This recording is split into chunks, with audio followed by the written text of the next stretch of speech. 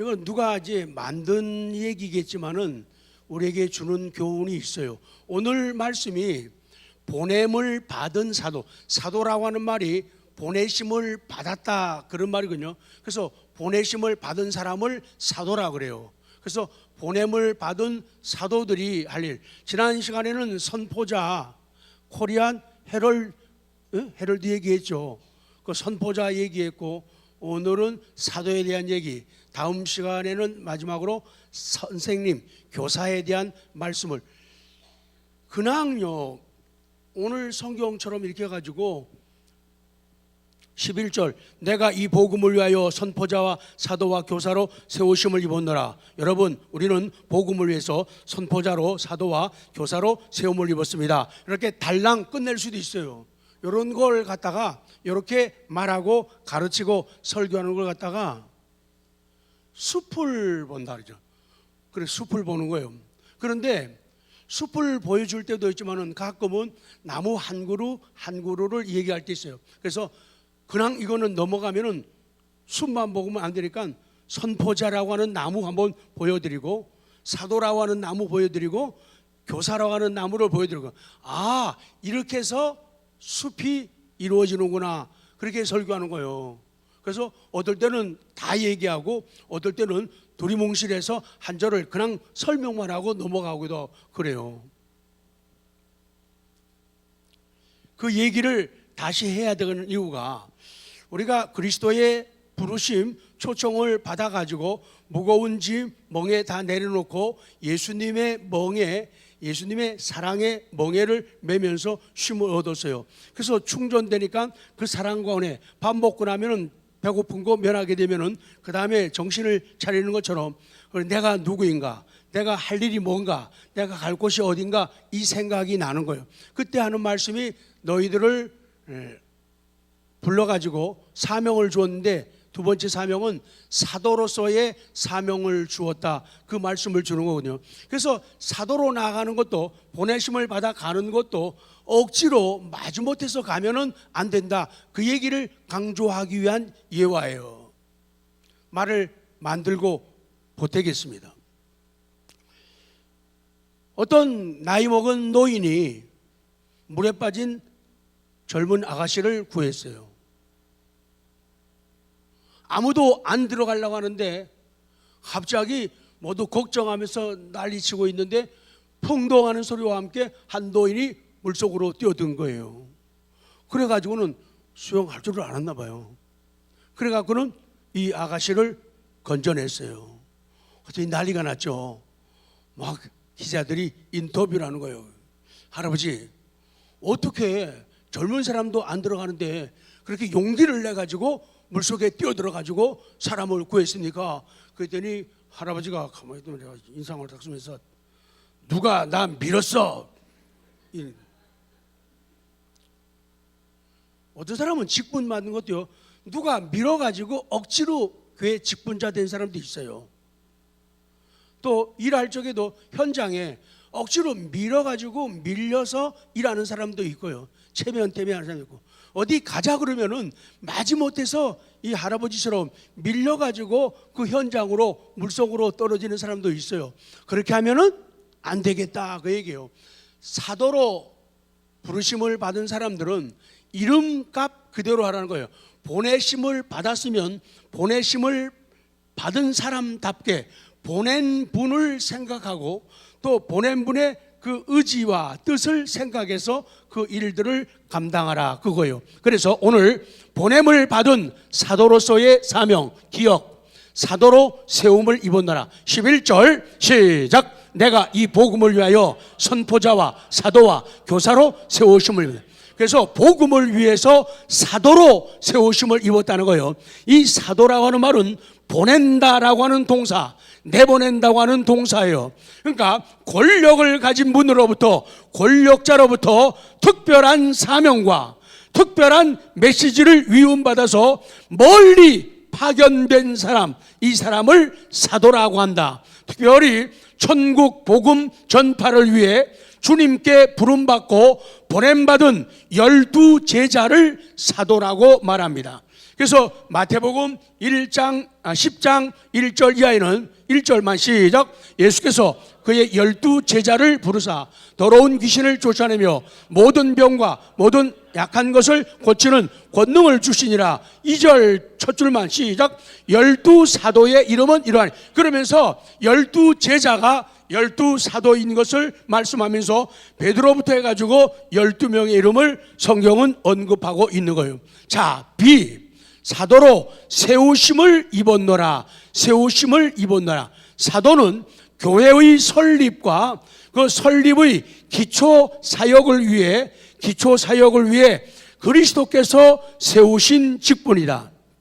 사도라는 것은 예수 그리스도로부터 직접 혹은 다른 사도로부터 위임을 받아 파송된 사람, 보냄을 받은 사람을 사도라고 합니다.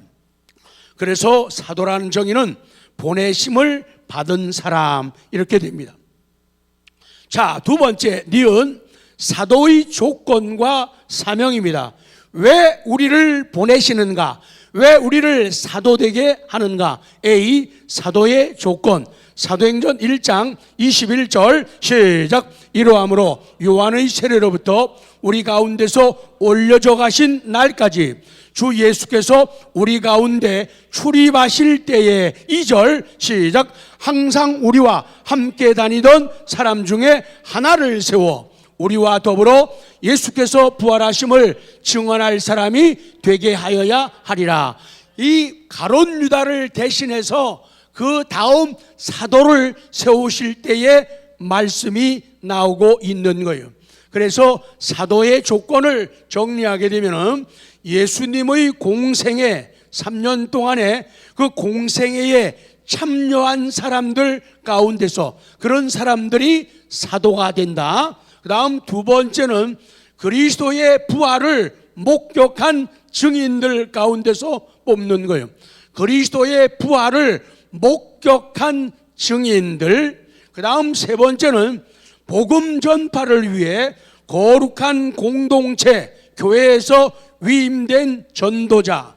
특별히 안디옥 교회에서 선교사로 파송되었던 바나바도 성경은 사도라고 말씀합니다. 본질적으로는 12사도를 제자를 말하는 것이지만은 그 외에도 특별한 사명을 받은 분에게 사도라고 하는 호칭을 붙여주셨죠. 결국 복음서에서 사도라는 칭호는 주로 예수님이 직접 부르신 12명의 제자들에게만 사용됩니다. 좁은 의미, 협의적 의미에서는 사도라는 칭호는 12제자와 사도 바울에게만 적용이 됩니다. 넓은 의미, 광의적 의미에서는 사도라는 칭호는 바나바라든지 실라, 또 디모데 이런 분들 교회 지도자들에게도 사용이 되었습니다. 그러면 B, 사도의 사명, 직무가 무엇이냐? 많이 있지만은 대표적인 것 작은 A. 이 사도들의 직무, 사명은 교회를 세우는 일이에요.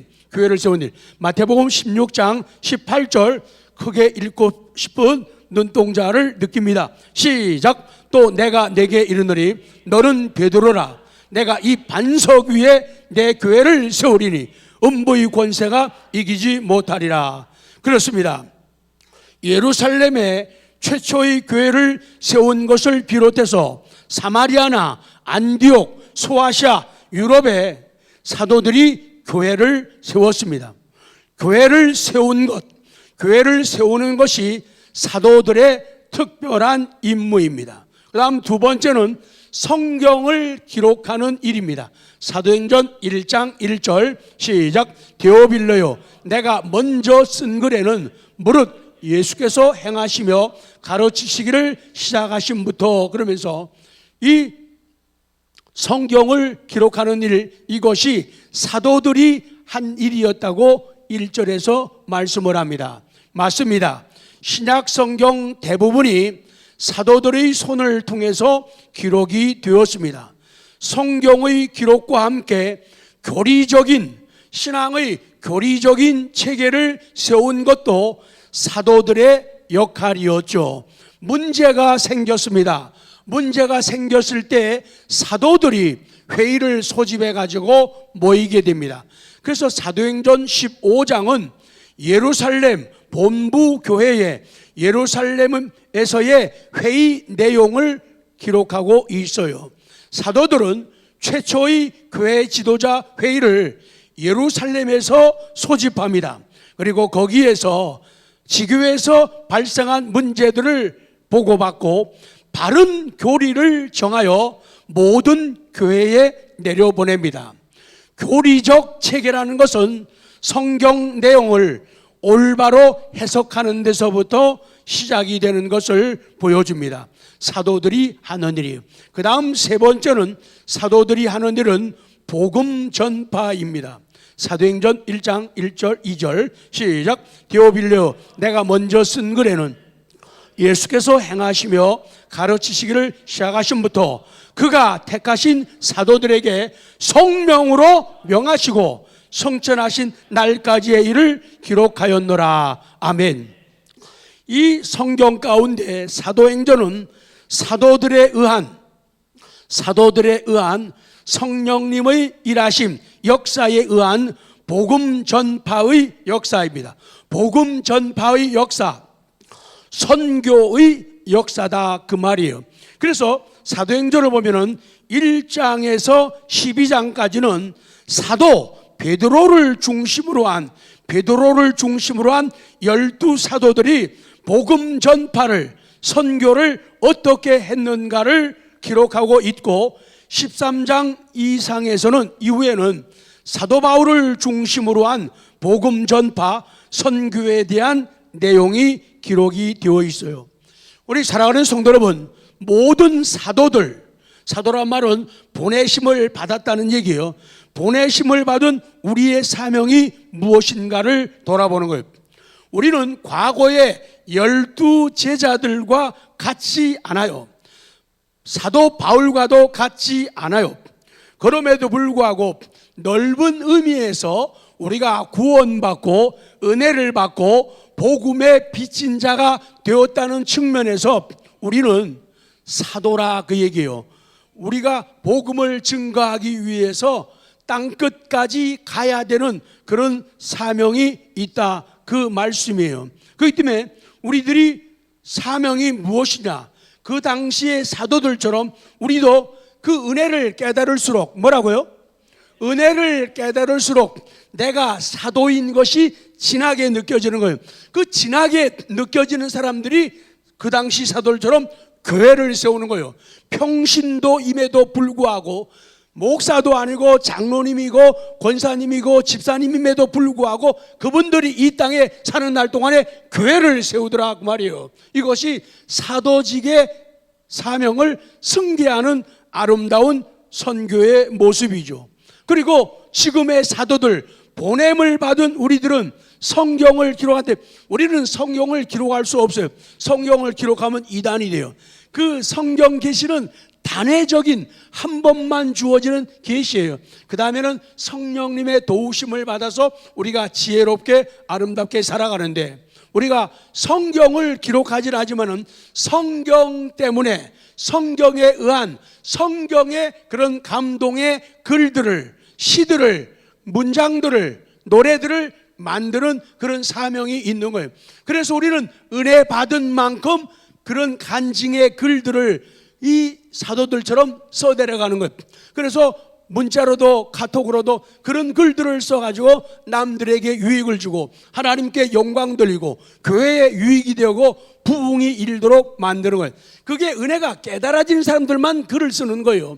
내가 사도라 보냄을 받았다는 그런 것이 부딪혀 오지 않으면 절대로 한 줄도 글 쓸 수가 없어요. 절대로 그 사람은 사적이고 돈 버는 일에는 문자를 날리지만은 신앙적으로 권면하고 다이르고 이해하고 감사하고 덮어주는 문자 절대로 날릴 수가 없는 거예요. 내가 사도다, 보내심을 받은 사람이다, 이게 깨달아지는 사람들만이 문자를 날리고 글을 쓰는 거예요. 그래서 감동되는 그런 글들을 써가지고 남들에게도 그런 마음을 느끼게 해가지고 하나님이 영광을 받으시게 하는 거예요. 그리고 이어지는 것은 내가 사도라는 것을 깨달아지면 복음 전파를 하게 되는 거예요. 그래서 우리 식구들에게도 복음을 전하고 이웃들에게도 전하고 그리고 밖으로도 나가서 복음을 전파하고 또 선교하는 그런 일들을 하는 거예요. 내가 가기도 하고 가지 못하면 가는 사람들을 위해 기도하고 물질로 도와주고 재능으로 도와주는 그 일들을 감당한다 그 얘기예요. 사도인 것이 깨달아져야, 사도라는 뜻이 뭐라고요? 보내심을 받은 사람. 나는 하나님에 의해서 어떤 가정이라는 현장에, 역사의 현장에 보내심을 받았다. 믿습니까? 그러면 사람은 교회를 세우려고 해요. 보이는 교회든 안 보이는 세우려고 해요. 그리고 글을 쓰려고 하는 거예요. 성경을 써내려가듯이 쓰고 싶은 거예요. 그게 사도들이에요. 근데 은혜 받았다고 구원 받았다고 하면서도 성경 평생 동안에 한 번도 써보지 않고 그렇게 아주 대담하게 엉터리로 믿는 사람들이 교회 안에 너무도 많다는 거예요. 정말로 이거 문제예요. 그러다가 정말 경칠 일이 생긴다고 말이죠.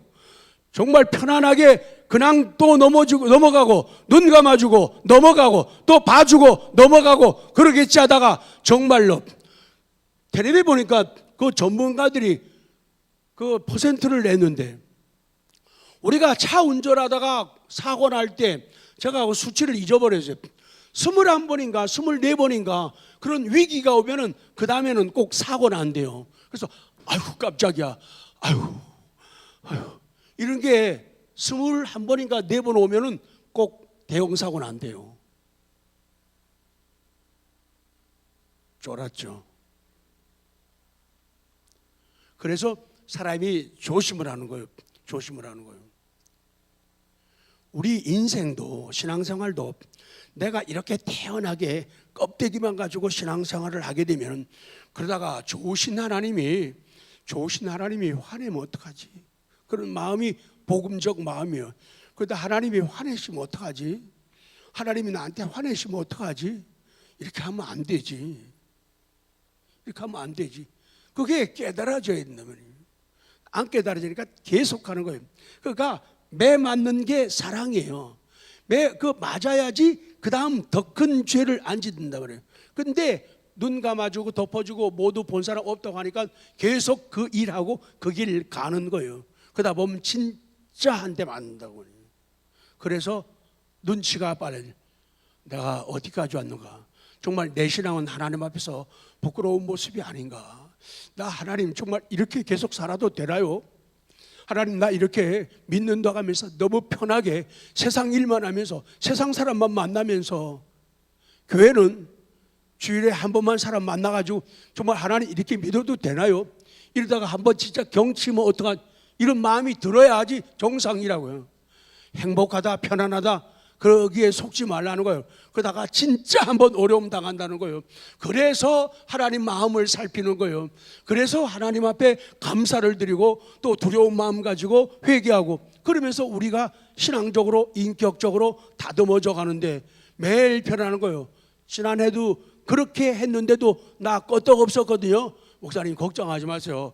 나 끄떡 없어요. 난요 어려우면 안 되네요. 난요 얻어 터질 일 하나도 없어요. 이런 배짱으로 사는 사람들이 이 땅에 너무 많다는 거예요. 나 자신도 그렇고 우리 아들 딸들도 그렇다는 거예요. 그렇게 가만 놔뒀다가 진짜 한번 어려우면 그래서 하나님이 우리에게 은혜 주시고 나를 사도로 보내심을 받은 자로 가정에 파송하고 동네에 파송하고 친척들에게 파송하고 교회 구역에다가 파송하는 거예요. 그리고 다른 지역에 파송하고 다른 나라에도 파송하는 거예요. 그걸 돕도록 하신다 그 말이에요. 그래서 모든 사도들 특히 오늘날 보냄받은 우리의 사명 내 사명이 뭐냐? 그것은 부활하신 예수님의 지상명령을 따르는 거예요. 지상명령을 따라 복음 전파를 하는 거예요. 근데 사람들이 잘못 이해를 해요. 지상명령이면 지상 그러면 그냥 틀려주세요 제발. 지상 그러면 무슨 생각이 들어요? 틀리라니까요. 맞추면 안 돼요. 지상 그러면 뭐예요? 지상. 또 맞추려고 머리를 쓰시네. 틀리라니까. 지상이 뭐예요? 지상. 지상명령 그러면 그냥 틀리라니까. 그래야지 내가 좋은 답이 맞죠. 지상이 뭐냐? 지상. 그 생각이 들죠 보통. 그래서 지상명령은 어떤 사람이 이렇게 해요. 지상명령은 예수님께서 하늘로 올라가시기 전에 땅에 있는 사람들에게 명령하신 게 그게 지상명령이야 라고 거짓말을 해요. 거짓말을 해요. 이 지상명령이라면 진짜는요, 지극히 가장 높은 그런 말이죠. 지극하다 할 때 지자 있죠. 거기에다가 윗상자를 쓰는 거예요. 그러니까 지극히 높은 위, 지상 땅이 아니고 지극히 높은 위를 갖다가 지상이라 그러는 거예요. 그래서 이걸 갖다가 지상 명령할 때 지상이라는 것은 지극히 중요한 명령, 그 말이에요. 지극히 중요한 명령. 그리고 지상이라는 것은 가장 상위, 높은 데는 가장 상위의 명령 가운데 가장 상위의 높은 명령이 바로 이 명령이다. 지상 명령이라는 것은 절대로 복종할, 거역하면 안 되는 그런 명령이다. 그렇게 말씀하는 거예요. 그 지상 명령이 바로 복음을 전파하는 것. 그 복음 전파하기 위해서 가라. 뭐로 가라? 사도로, 보냄을 받은 사람이 되라. 그렇게 하는 거예요. 자, 예수님의 명령이 무엇인가? 지상 명령이 마태복음 10장 5절 시작. 예수께서 이 12를 내보내시며 명하여 이르시되 이방인의 길로도 가지 말고 사마리아인의 고을에도 들어가지 말아라. 그래요. 예수님의 명령은 이겁니다. 믿다가 낙심된 자들을 찾아가라, 그 얘기요. 이방인의 길로 가지 말라는 게 아니고 사마리아인의 고을에 들어가지 말라는 게 아니라 이제 이게 강조가 되는 거예요. 믿다가 낙심된 자들을 찾아가라. 성도 여러분, 보냄받은 사도들, 또 보냄받은 우리들이 할 일, 우리가 살아들여야 할 삶은 바로 찾아가는 삶이라는 거예요. 그래서 자꾸 약한 사람들을 찾아가는 거예요. 불편한 사람들을 자꾸 찾아가는 거예요. 이 여기에 6절 7절에 보면은 차라리 이스라엘의 집에 잃어버린 양에게로 가라. 차라리 이스라엘 집의 잃어버린 양에게로. 차라리라고 하는 말은요, 그러나 더욱 그 말이에요. 오히려 그 말이에요. 그보다는 도리어 그 말이에요. 더 정확히 말하면 이게 차라리라는 뜻이죠. 더 정확히 말하면 이스라엘 집의 잃어버린 양에게로 가라는 거예요. 먼저 부름을 받았다가 낙심해가지고 멀어진 사람들, 이 사람들을 먼저 찾아가라, 그 얘기예요. 자, 그러면 우리 사도로 부름을 받은, 보냄을 받은 우리들은 무엇을 해야 되는가? 7절 시작. 가면서 전파하여 말하되 천국이 가까웠다. 그래요. 가면서 전파하는 거예요. 뭐라고 말하느냐? 천국이 가까웠다고, 하나님의 임재가 가까웠다고 얘기해야 돼요. 100세 시대라니까 무조건 아직 멀었다, 아직 이렇게 살면 안 된다는 거예요. 100세라는 그런 여유를 가지면서도 오늘도 끝날 수 있다는 그런 마음 가지고 살라는 거예요. 그러니까 70, 80 된 사람들은요, 자기 죽을 거라고 전혀 생각 안 하고 그냥 사는 거예요. 그게 안 된다는 거예요. 천국이 가까웠다고 그렇게 말하라는 거예요. 그러면서 하나 강조가 뭔가 하면은 8절에 거저 받았으니 거저 주어라. 8절 시작. 병든 자를 고치며 죽은 자를, 나병 환자를, 귀신을 너희가 거저 받았으니 거저. 우리 한글 번역은 너희가 거저 받았으니 거저 주라. 거저 받았으니 거저 주라는 거예요. 프리리 기브예요. 자연스럽게 자유롭게 주라는 거예요. 이거를 성경 원문에서는 뭔가 하면은 거저 받았으니 이 말이에요. 선물로 받았으니 이 말이에요. 너희들이 병 고치는 은사만, 너희들이 구원받았지. 선물이라고 얘기해요. 너희들이 구원받았지. 선물이죠. 너희들이 병 고침 받았지. 너희들이 길이 열렸지. 회복이 되었지. 좋아졌지. 가정이 새로워졌지. 선물 받았지. 돈 내고 받은 게 아니라 거저 받았다는 거예요. 거저 받았으니까 너도 거저 주라는 거예요. 이것이 거저, 선물로 받았으니 너도 선물로 주라는 거예요. 근데 선물로 받고 돈 받고 주면 안 된다 그 말이죠. 그래서 거저 받았으니 거저 주라, 그렇게 말씀하는 거예요. 너희 제자들은, 너희 한빛의 성도들은 귀신을 쫓아내며, 귀신 쫓아내는 것도 그래요. 사람이 정신 이상이 두 가지예요. 하나는 정신질환이 있고 마귀 들려가지고 정신질환이 있는 경우가 있어요. 근데 그냥 정신질환 있는 거는 우리들이 못 고쳐요. 그건 누가 고쳐요? 의사가 고쳐요. 의사가 아래로. 그런데 사탄에 의해서, 마귀에 의해서 영이 혼미해진 이런 사람들은 여러분의 기도로, 여러분의 믿음으로 고친다 그 말이에요. 그렇기 때문에 마음속에 어두운 생각, 부정적인 생각, 이런 생각들을 말씀으로 채우게 되면은 그게 다 추방시킬 수 있는 것들이에요. 그래서 정신적인 치유가 믿음을 통해서 나타나게 된다 그 말이에요. 근데 사람들은 나는 평생 아무것도, 그래서 매일 우울하던 사람이 복음을 접하게 되면, 은혜를 접하게 되면 우울증이 자꾸 줄어들고 작아지고 없어지잖아요. 그런 은혜를 체험해야 되고 그것을 남들에게까지도 줄 수 있어야 돼요. 그거 다 거저받았다는 거예요.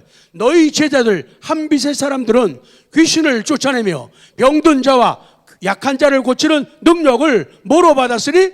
선물로 받았으니 어떻게 주라? 선물로 거저 주라는 거예요. 그래서 쉴 새 없이 믿음을 사용해야 돼요. 쉴 새 없이 믿음을 사용해야 돼요. 쉴 새 없이 믿음을 사용해야 돼요. 그래가지고 그들을 위해서 기도를 해줘야 돼요. 쫓아내는 기도는 강하게 해. 쫓아내는 기도를 비겁하게 하거나 겁먹고 하게 되면 능력이 나타날 수가 없어요. 그래서 우리에게 담대함이 필요한 거예요. 그럼 제자들에게, 사도들에게 주신 지상명령이 무엇이냐가, 지상명령, 지극히 중요한 명령, 가장 상위에 있는 명령, 절대로 복종할 명령인데, 우리 잘 아는 말씀 마태복음 28장 19절. 지상명령이 뭐냐? 사도로 보냄을 받았잖아요 우리가. 자, 우리는 나는 사도입니다. 시작. 나는 사도입니다. 나는 사도입니다. 나는 사도입니다. 그러면 사도에게 지상명령이 주어졌는데, 첫 번째는 제자로 삼으라는 거예요. 19절 시작. 그러므로 너희는 가서 모든 민족을 제자로 삼아 아버지와 아들과 성령의 이름으로 세례를 베풀고 제자로 삼으라. 제자를 만들라는 거예요. 제자를 make disciple. 예수님을 닮고 모방하고 학습하고 배우는 사람들을 make, 만들라는 거예요. 자꾸 만들어요. 그래서 신앙생활을 바르게 하게 되면요, 자기 닮은 사람 하나씩 만들어내야 돼요. 뭐라고요? 자기 닮은 사람 하나씩 만들어놔야 돼요. 자기 닮은 사람 하나씩 만들어놔야 돼요. 그거 없으면은 행복할 수 없죠. 자기 닮은 사람, 자기 아들이든 딸이든 식구들이든 친척이든 친구든 성도들 가운데 자기 닮은 사람 하나씩은 있어야 돼요. 닮게 만들어야 돼요. 내가 하나님을 사랑하는 것처럼 사랑하게 만들고, 내가 하나님을 두려워하는 것처럼 두려워하게 만들고, 내가 하나님 좋아하는 것처럼 좋아하게 만들고, 그분을 느낄 수 있는 곳이라면 어디든지 가고 싶어하고, 그런 사람을 만들어야 돼요. 그걸 갖다 우리는 신앙의 코드가 맞는다 그러죠. 아, 우리 여기 갈 사람, 그러면 자, 우리 저기 갈 사람 여기 붙어라 그러면 막 손이 붙어 와야 된단 말이죠. 그게 닮아가는 사람 만드는 거예요. 어디 갈 사람 여기 붙어라. 야, 니나 가라. 난 안 간다. 왜? 네가 가니까 나 안 가는 거야. 네가 가니까 안 간다. 그러면 교육 실패죠. 안 가고 싶었는데 네가 가니까 간다. 당신이 가니까 가니까, 그대가 가니까 나도 간다. 이게 바르게 교육중. 나 닮은 사람, 여러분들에게 국어를 한번 넘어가죠. 나 좀 닮아주실래요? 시작. 정말 닮아가게 해야 돼요. 자, 그리고 사도들에게 주신 지상명령은 제자로 삼아라. 그리고 두 번째는 세례를 주라. 지금 이 시간은 이거 강조할 시간이니까 넘어가는 거예요. 그러니까 설교가 짧죠. 그 다음 세 번째는 사도들, 우리 보냄을 받은 사람들은 가르쳐 지키게 하라, 그렇게 말씀하죠. 가르쳐. 자, 마태복음 28장 20절 시작. 내가 너희에게 분부한 모든 것을 가르쳐 지키게 하라. 볼지어다 내가 세상 끝날까지 너희와 항상 함께 있으리라 하시니라. 아멘. 이렇게 하면서 이제 표 두 번째로 다음 이제 넘어가는 거예요. 그렇기 때문에 넓은 의미에서 주님의 전권대사, 국가 원수의 권위를 대표하는 사람, 전권대사죠. 주님의 전권대사로 복음을 전하고 가르쳐 하나님 나라를 세워가는 모든 주님의 일꾼들은, 저도 그렇고 여러분도 그렇고 우리 모두 주님의 일꾼들은 뭐라고 할 수 있다? 인사 좀 하죠.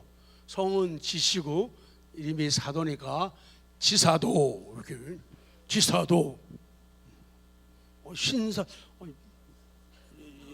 근데 세상에서는 신사도 운동은 나쁜 건데, 그래도 한자가 다르니까 신사도, 장로, 김사도. 자, 옆에 사람에게 좀 불러주기. 하나, 둘, 셋.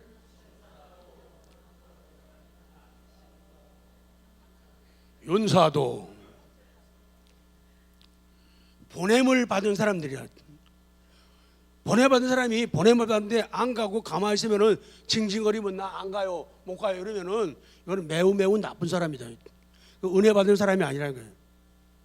그러면 그 대가는 지불해야 돼요.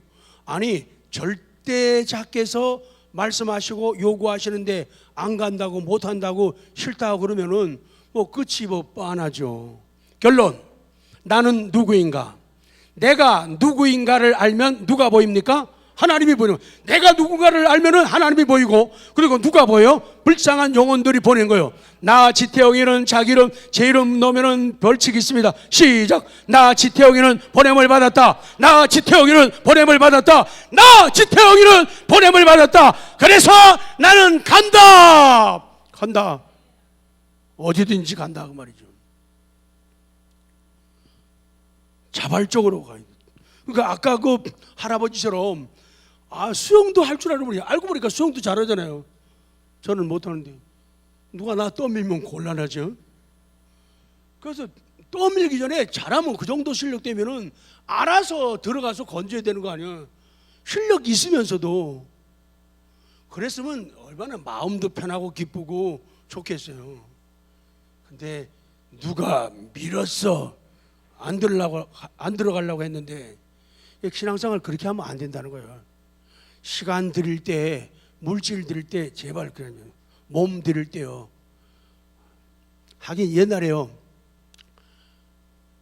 학생들 가르칠 때 제가 중학생들 중등부를 맡았는데 지금 그 사람 다 60 넘었어요. 그때 82명 가지고 344명, 우리나라에서 최고 기록이었어요. 근데 여선생님들이 문제인 거예요. 이분들은 기도실 들어와서도 이뻐하고 이러고 와서 전도 나갔는데 아무것도 안 하는 거예요. 그거 어떻게 해요? 전도지 이게 들고는 사람들이 지나가는데 가만히 있는 거예요. 그래서 내가 뒤에 서 있다가 밀어버린다. 그럼 안녕하세요.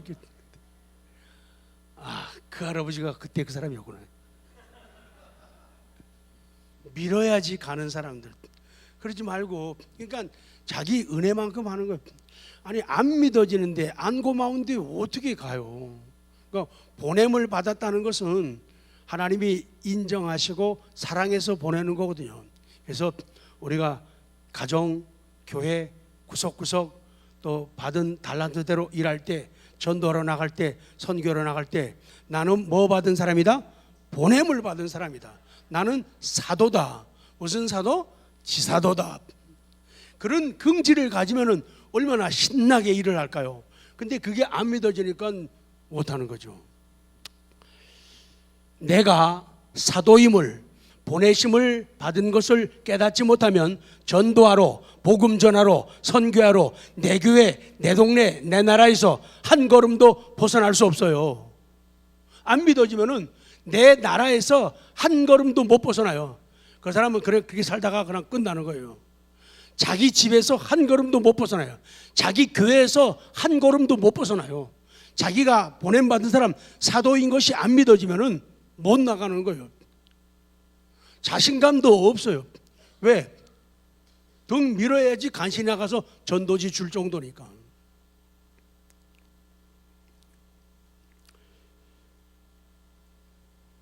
사도임을 깨닫지 못하면은 전도하러, 복음 전하러, 선교하러 내 동네도 못 벗어나요. 내 나라 여기서 한 걸음도 벗어나지 못해요. 평생 그렇게 살다가 죽고 만다는 거예요. 그렇게 살 수 없다 그 말이죠. 성도 여러분, 우리 공동체의 가장 큰 선물이 뭐냐? 함께 하나님의 위대한 일을 성취하는 힘이 위대한 선물이요. 함께 위대한 일을 성취하는 걸 너하고 나하고 너하고 우리가 함께 일을 성취하는 힘, 서로에게 더 나은 개인이 될 수 있는, 나는 너에게 더 좋은 내가 되고 너는 나에게 더 좋은 내가 되어지는 것, 이게 진짜 좋은 힘이라는 거예요. 그러니 얼마나 아름다운 만남이냐 말이죠. 근데 그것이 교회 안에서 안 이루어지는 거예요. 그냥 예배만 달랑드리고 거의 사람들과의 마찰 때문에 만남이 없고 부딪히지 않고 그냥 가버리는 거예요. 근본이 잘못되었다. 언젠가는 고장난다. 난 카니발이 그렇게 심각한 문제가 있는 줄 몰랐어요. 그냥 타고만 다니니까. 근데 이상한 소리가 나는 거예요. 그건 느낀 거예요. 그래서 좀 아는 분들, 나보다는 좀 덜 아시지만은 신영희 집사님이 조금 아시잖아요. 그래갖고 갔더니 뭐 어쩌 가지고 차가 그렇게 힘이 없는 거예요.